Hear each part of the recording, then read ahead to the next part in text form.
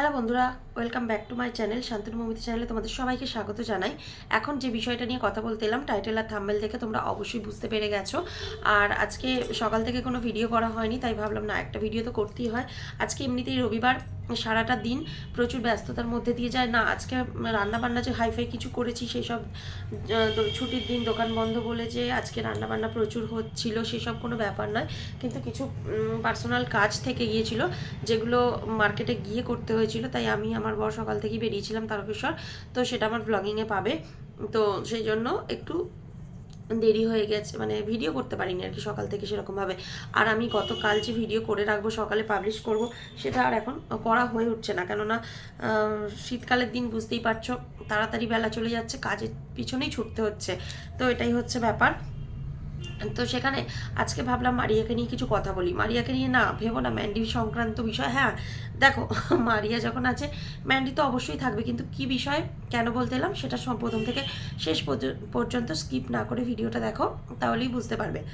আর চলো, মারিয়া এই যে বিষয়টা, এই বিষয়টা আমি বলবো বলবো বলবো ভাবছিলাম, কিন্তু দেখো শুরু হয়েছে এই সবে, একটু সময় দিতে হয়। মানে কি হতে চলেছে, কি হচ্ছে, কেনই বা হচ্ছে সেটা জানার জন্য তো কিছুটা সময় লাগে, তাই না? তো সেই সময়টাই আমি অপেক্ষা করছিলাম। তারপর দেখলাম এই একই বিষয় নিয়ে দু একজন ভিডিও নামিয়েছে। তো ভাবলাম না, আমি আবার চুপ করে কেন থাকবো, আমাকেও তো কিছু কথা বলতেই হবে। তো সেই সেই চলে আসি বিষয়ে। তোমরা থাম্বনেলে একটা বাচ্চা মেয়েকে দেখতে পাচ্ছ, সেই বাচ্চা মেয়েটার নাম দীপিকা। এই দীপিকা বলে মেয়েটিকে মারিয়া কয়েকদিন যাবৎ দেখাশোনা করার জন্য নিয়ে এসেছে বাড়িতে। মেয়েটি হচ্ছে মারিয়াদের বাড়ির কাজের লোকের মেয়ে, মানে যে মহিলা ওদের বাড়িতে কাজ করে, তো সেই মহিলাটির মেয়ে। তো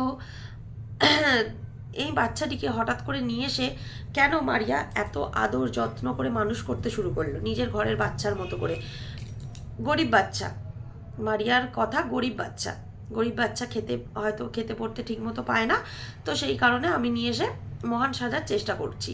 ঠিক আছে, খুব ভালো, অ্যাপ্রিসিয়েট করছি চিন্তাধারাকে তোর এই চিন্তাধারাকে অ্যাপ্রিসিয়েট করছি।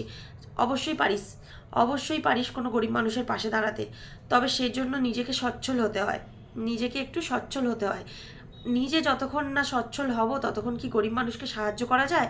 মন কার না চায়, আমাদেরও মন চায় যে আমরাও গরিব মানুষকে সাহায্য করি। যদি আমাদের সত্যি সচ্ছল অবস্থা থাকতো তাহলে কি এই ভিডিও করে কন্ট্রোভার্সি লাইনে এসে ক্যামেরার সামনে বসে দু চারটে কথা বলছি, কথা বলে কারোর ভালোবাসা পাচ্ছি, কারোর গালাগাল খাচ্ছি, সেটা কি করতাম? করতাম না। তোরও লেভেলটা এমন কিছু হাই হয়নি, তুইও এমন কিছু হাই লেভেলের ব্যক্তি নয় যে কিনা গরিব মানুষকে সাহায্য করবে, গরিব মানুষকে সাহায্য করবে, তাদের খাওয়া পড়ার দায়িত্ব নেবে, লেখাপড়ার দায়িত্ব নেবে, জামা কাপড়ের দায়িত্ব। এখনকার দিনে একটা বাচ্চার খরচ প্রচুর, প্রচুর খরচ। মাস গেলে 6-7 হাজার টাকা কম পড়বে তাকে সারাটা দিন খাওয়ানো দাওয়ানো, ড্রেস আপ, সমস্ত কিছু দিক দিয়ে। তারপরে লেখাপড়া শেখালে তো তার আলাদা খরচ আছে, স্কুল, বই, টিউশন, খাতা, মানে নানান রকম জিনিস নিয়ে প্রচুর খরচ, একটা হিউজ অ্যামাউন্ট। তো তোর যদি সেই একই সচ্ছল অবস্থা থেকে থাকে তাহলে তুই তোর বাবাকে কেন পাঠাচ্ছিস অত দূরে মুম্বাইতে ডিউটি করতে? দিনের পর দিন, বছরের পর বছর, মাসের পর মাস তাকে পড়ে থাকতে হচ্ছে তার ফ্যামিলি ছেড়ে, সংসার ছেড়ে, বাইরের একটা জগতে। তো সবার আগে তুই সেই জিনিসটা কেন বন্ধ করছিস না? তোর মায়ের কাজের কথা আমি কিছু বলবো না, কেননা তোর মা আশাকর্মী, সে একটা কাজের সাথে যুক্ত আছে, সেটা বাড়ির কাছেই। তার জন্য তাকে বাড়ি ছেড়ে বহু দূরে গিয়ে থাকতে হয় না, বাড়িতেই থাকতে পারে। এবং তাদের একটা ডিউটি আওয়ার্স আছে, সেই ডিউটি আওয়ার্সের মধ্যে তাকে বাড়ি ফিরে আসতে হয়। তো সেটা তোর মা দিব্যি করতে পারে, ওটা নিয়ে কোনো কথা বলবো না। কিন্তু তুই যদি এতটাই সচ্ছল হবি তাহলে তোর সবার আগে উচিত ছিল তোর বাবাকে এই বয়সে নিয়ে এসে বাড়িতে বসিয়ে রাখা। বাড়িতে থাকো, আমাদের সাথে হই হই করো, আনন্দ করো, খাওয়া দাওয়া করো, বাড়ির টুকটাক কাজকর্ম যেমন তোর বাবা এলে করে সেটুকু করুক, কিন্তু ওই বাইরে পাঠানোটা তোর উচিত থাকেনি। আমি জানি তোর এখন অনেক টাকা হয়েছে, অনেক না, কিছু টাকা হয়েছে নিজেকে প্রমাণ করার জন্য, নিজেকে সবার সামনে মেলে ধরার জন্য, নিজের হাত খরচ জোগানোর জন্য, সে সমস্ত কিছু হয়েছে।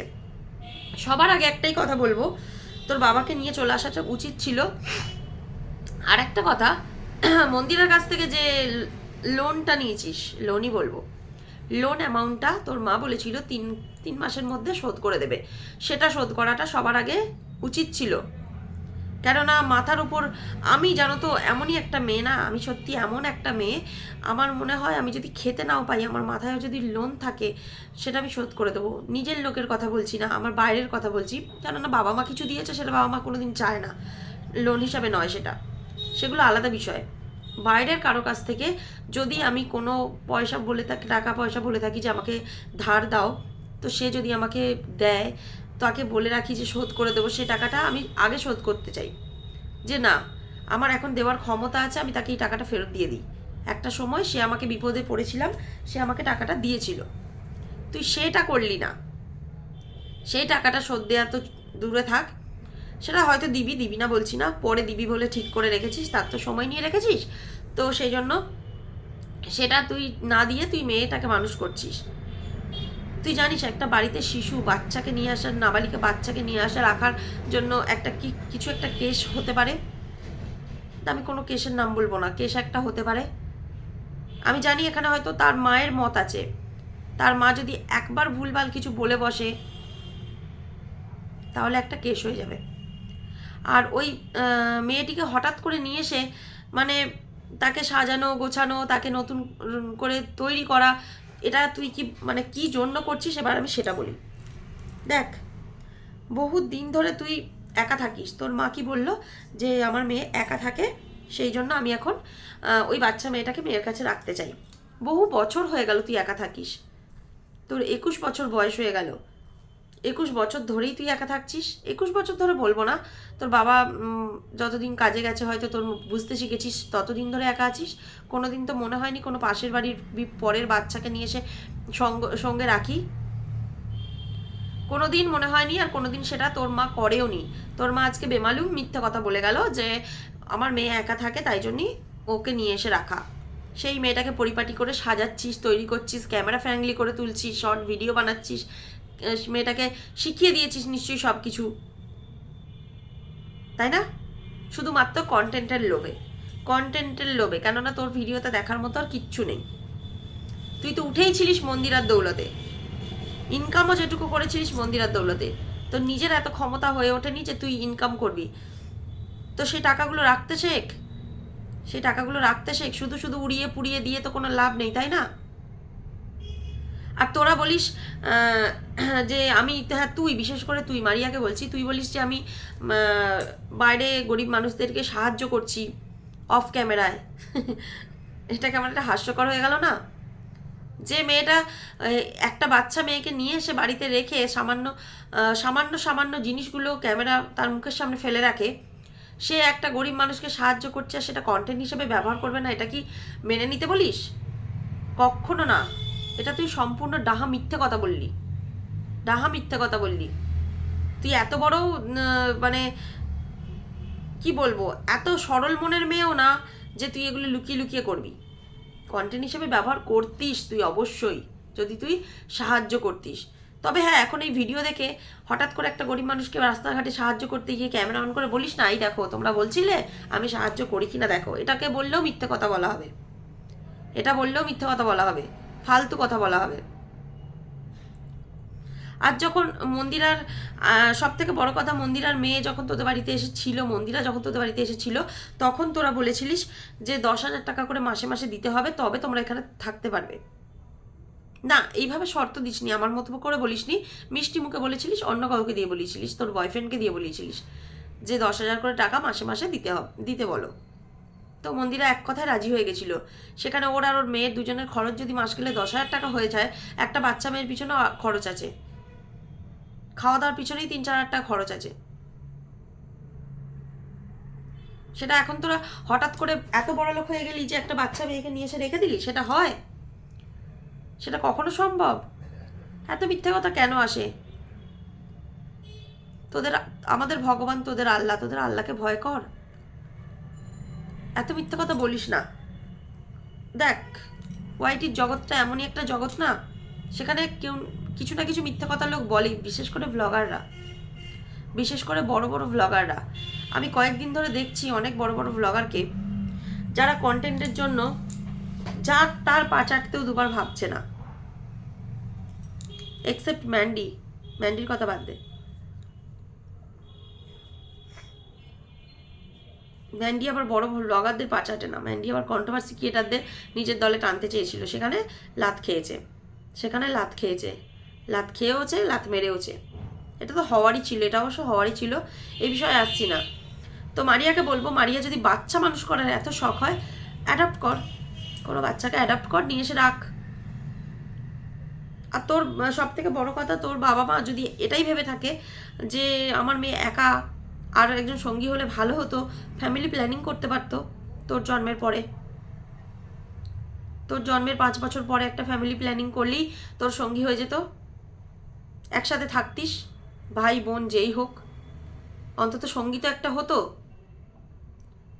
এই ওয়াইটিতে এসে না ইনকাম করার পর থেকে মারিয়া, সত্যি কথা বলতে কি তুই প্রচণ্ড মিথ্যাবাদী হয়ে গেছিস, আর তোর মা সাথে সাথে সেম একদম, কোনো রকমের ফারাক নেই, মা মেয়ের মধ্যে কোনো ফারাক নেই, কন্টিনিউ মিথ্যা কথা বলে যাস। তোর মা যতদিন বুঝতো না যে মন্দিরা ওর জীবনে কি, ততদিন মন্দিরাকে মুখ বেঁকিয়ে এসছে, কথা বলেনি। যেই বুঝে গেছে মন্দিরা কি, সঙ্গে সঙ্গে একবারে মা মা করে একবারে সোনা মা অমুক তমুক, বাপরে বাপ, আমার বড় মেয়ে কত কীর্তি করে ফেললো। আবার এই বাচ্চা মেয়েটাকে নিয়ে এসে ঠিক সেম কীর্তি করছিস শুধুমাত্র কন্টেন্টের লোভে। তোর মা খুব ভালো করে বুঝে গেছে ওয়াইটিতে কন্টেন্টটা কি, শর্ট ভিডিও বানালে কি হয়, শর্ট ভিডিও বানালে সাবস্ক্রাইবার গেন হয়, সেটা সবাই জানে। তাই বলে আমরা ধেই ধেই করে নাচতে লাগি না। যদি বলিস পারবো না, সেটাও বলতে পারিস, সত্যি পারবো না, তোদের মতো বেয়াদব হয়ে যেতে পারবো না। আমি নাচতে শুরু করব, 5টা লোক এসে বাজে কথা বলবে, অবশ্য নোংরামিটাই পছন্দ করে মানুষ নোংরামিটাই পছন্দ করে, কিন্তু সেটা করুক, আমি সেটা চাই না। লোক 5টা কথা বলুক, বাজে বাজে কথায়, মানে কি বলবো, আর ভালো লাগে না, বাজে বাজে ভাষা ইউজ করুক, সেটা ঠিক আমি পছন্দ করি না। নাহলে চেষ্টা করলে কি না হয়, সব হয়, দুনিয়ায় চেষ্টা করলে সব হয়। মারিয়া, এরকম করিস না, পারলে নিজের বাবার দিকে খেয়াল দে। তোর বাবা মা নিজেই এখনো গরিব, তুই কি গরিব মানুষকে সাহায্য করবি? না আমি বলছি না আমি বড় লোক, সবাই আমরা গরিব। তাহলে আমাদের থেকে কি আমাদের মতো সেটা জানি না, সমতুল্য মানুষদেরকে গরিব বলি কি করে বল? গরিব বলা উচিত নয়। তুই 50 বার কন্টেন্টের খাতিরে খালি বলছিস গরিব বাচ্চা। এ আবার কি কথাবার্তা, গরিব বাচ্চা? বাচ্চা তো বাচ্চাই হয়, গরিব বাচ্চা বা বড়লোক বাচ্চা কি অবস্থা তোর? পয়সার লোভে এত তিক্ত হয়ে গেছিস, মানে কি বলবো, মুখ দেখলেই বোঝা যায়। আর ওই শকুনের হাসতে শুরু করে দিস, ওই এতদিন লাইভে আসতিস না, ওই বাচ্চাটাকে নিয়ে এখন লাইভে আসিস, ছি। তো চলো বন্ধুরা, ভিডিওটা এখানেই শেষ করছি, পরে দেখা হবে নতুন একটা ভিডিও। টাটা।